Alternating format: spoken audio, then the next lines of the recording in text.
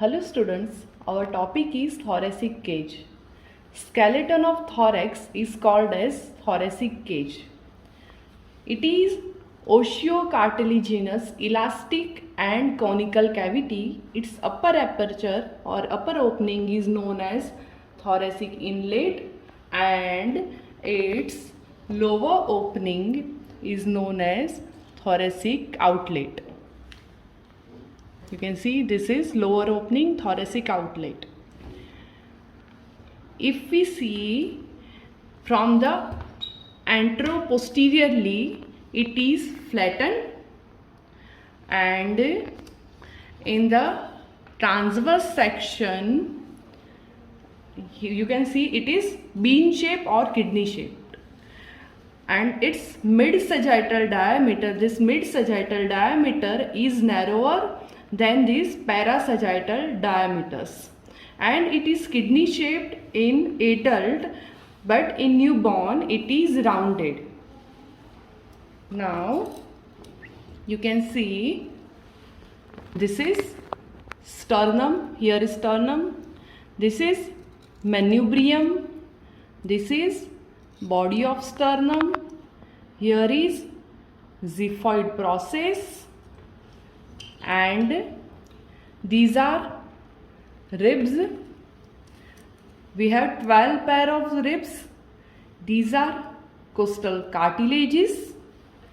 Then posteriorly these are bodies of thoracic vertebra, and this represent the intervertebral disc between bodies of vertebra. Then see, here is anterior end of rib. Then if we see from posterior aspect, these are spinous processes of thoracic vertebra, and these are transverse processes. Okay, these are transverse processes, and this is superior articular facet here on both sides, and here is inferior articular facet. Now ribs. There are 12 pairs of ribs.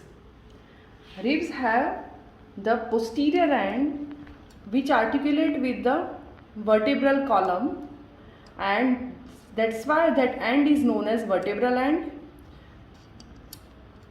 and the anterior end which articulate with the sternum in the upper 7 ribs. This anterior end by the costal cartilages articulate with the sternum. So the upper 7 ribs are known as vertebrosternal ribs or true ribs. Here in this thoracic cage, these costal cartilages are artificial, not real. So our upper 7 ribs are true ribs or vertebrosternal ribs. Next ribs, next 3, the 8th, 9th and 10th rib. Their costal cartilages anteriorly they fuse with each other, and this also fuse with the one higher rib, means the costal cartilage of 7th rib. So this costal cartilages of 7th, 8th, 9th and 10th ribs together they form costal margin.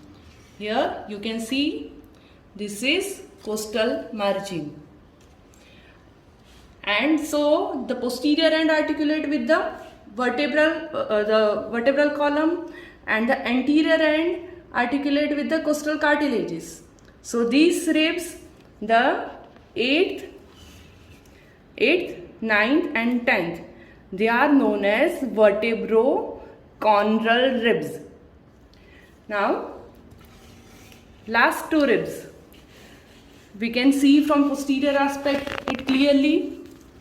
See, this is 11th rib and this is 12th rib.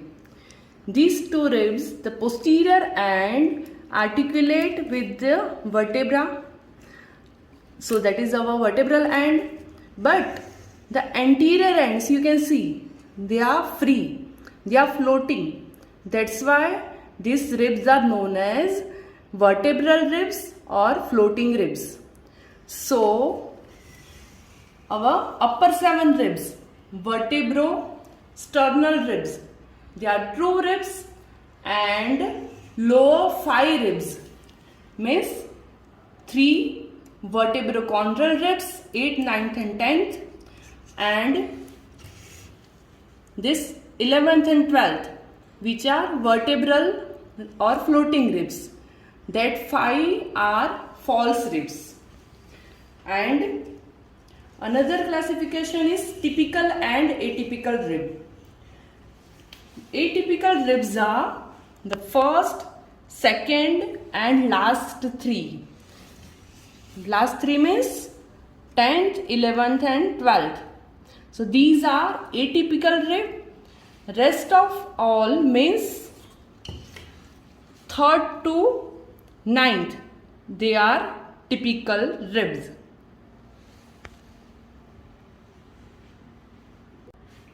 Now, joints of thoracic cage. This is manubrium and here is body of sternum. Between them, this is manubriosternal joint, which is secondary cartilaginous or symphysial variety. And this will form sternal angle or angle of Lewis. From the angle of Lewis, we can count ribs downwards and laterally. At this angle, our second rib and second costal cartilages are articulated. Here is body of sternum and below that here is xiphoid process. Between body of sternum and xiphoid process, here is xiphisternal joint. This xiphisternal joint is also secondary cartilaginous or symphysial variety. This manubriosternal joint ossified sometimes after age of 60 years, and this xiphisternal joint may ossified at age of 40 years. Here the joints between these costal cartilages and sternum are known as chondrosternal joints. This first chondrosternal joint is primary cartilaginous variety or synchondrosis, and other chondrosternal joints are plain synovial variety. Now, the joint between these costal cartilages and ribs, they are known as chondrosternal joints. Costochondral joints. And these costochondral joints are primary cartilaginous or synchondrosis type. Now, interchondral joints. See, interchondral joints are present between the costal cartilages of 5th to 9th ribs. So, between 5th to 9th ribs, the interchondral joints are synovial variety, and between this 9th and 10th rib, between the costal cartilages of 9th and 10th rib, this interchondral joint is fibrous variety. So you can remember, like, all interchondral joints are synovial variety except interchondral joint between 9th and 10th costal cartilages, or between the costal cartilages of 9th and 10th rib. They are fibrous variety. Now if we go posteriorly, then first see from the inner aspect. These are bodies of thoracic vertebra, and between the bodies of thoracic vertebra, here is median joint. That median joint is secondary cartilaginous or symphysial variety. Then between the articular processes, Here you can see this is inferior articular facet of upper vertebra, and here is superior articular facet of lower vertebra. So between them on each side joints are present, and they are lateral joints, and these are plain variety of synovial joints. So these are joints between vertebra. Okay, between two vertebra we can say three joints are present, the median and two lateral joints. Now joints between the ribs and the vertebra. See, these are tubercles of ribs. Okay, here is tubercle of rib, and these are transverse processes of vertebra. So between the tubercle of rib and one facet present on the anterior surface of transverse process of corresponding vertebra, the joint is present which is known as costo-transverse joint, which is plain synovial variety. And other joint is costo-vertebral joint. The costo-vertebral joint you can see from this view here.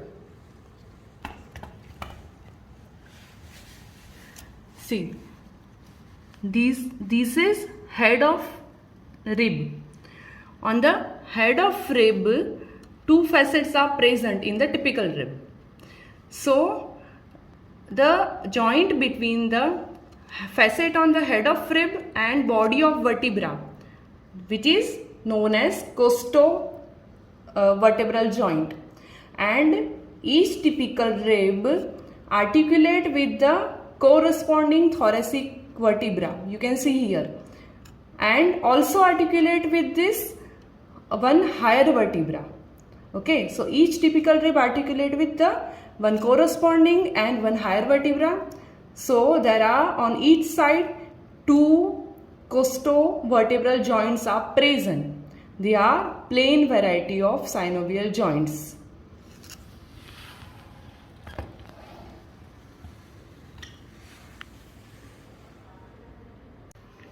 Vertebral levels of sternum. See, this manubrium is located at level of bodies of third and fourth thoracic vertebra. The manubriosternal joint or sternal angle is present at level of lower border of fourth thoracic vertebra.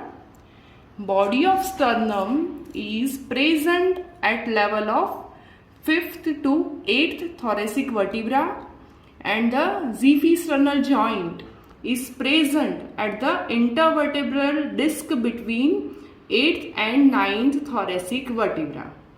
Now, boundaries of thoracic cage. Anteriorly, boundaries formed by the whole sternum, then the costal cartilages and the anterior ends of ribs. Laterally, it is formed by the 12th ribs and their costal cartilages also, and intercostal spaces, 11 intercostal spaces. You can see here between two ribs the space is known as intercostal space, which contain intercostal muscles, vessels and nerve. Posteriorly, you can see here these are angles of ribs. These are angles.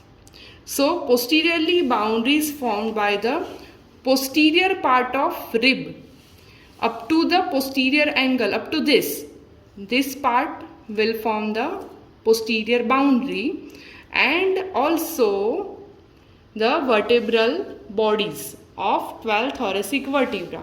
We can see in this view posterior boundary clearly, the bodies of 12 thoracic vertebrae and their intervertebral disc and the posterior part of rib up to posterior angle.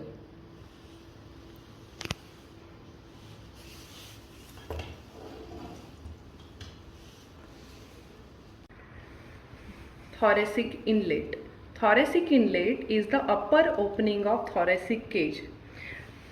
This thoracic inlet is continuous above with the root of neck, and it is separated from the root of neck on lateral side by the attachment of Simpson's fascia or suprapleural membrane.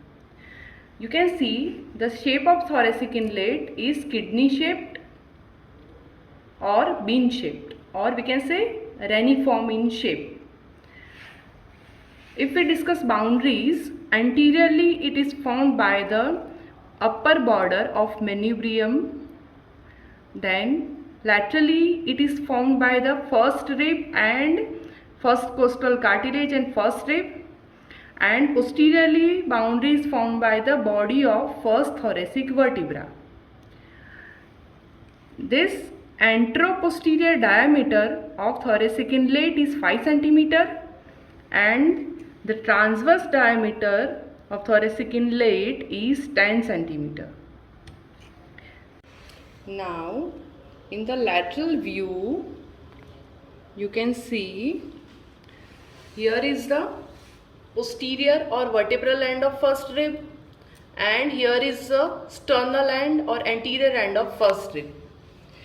The anterior end of first rib is 3 to 4 cm below the posterior end of first rib.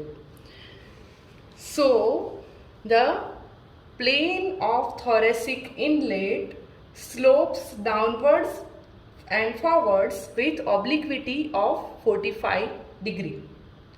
That's why the upper border of manubrium correspond with the upper border of third thoracic vertebra.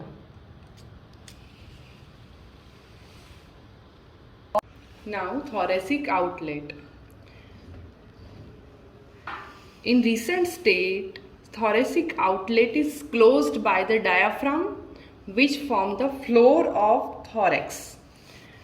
Boundaries are formed anteriorly by this xiphisternum in the infrasternal angle and the costal margins, which are formed by the 7th, 8th, 9th and 10th costal cartilages, and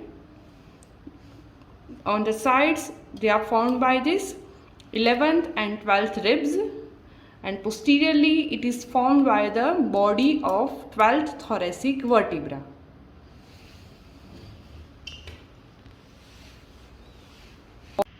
Now, functions of thoracic cage. Thoracic cavity contain essential organs of respiration. They are lung and essential organ for circulation, which is heart. Then subdiaphragmatic organs, like on the right side main part of liver, and on the left side the stomach and spleen. They are beneath this costal margin, so they are sheltered beneath the costal margins. And the last another function is the thoracic cage alter the diameters of thorax in different phases of respiration by movements of ribs and diaphragm. So inspiration is active process and expiration is mostly passive.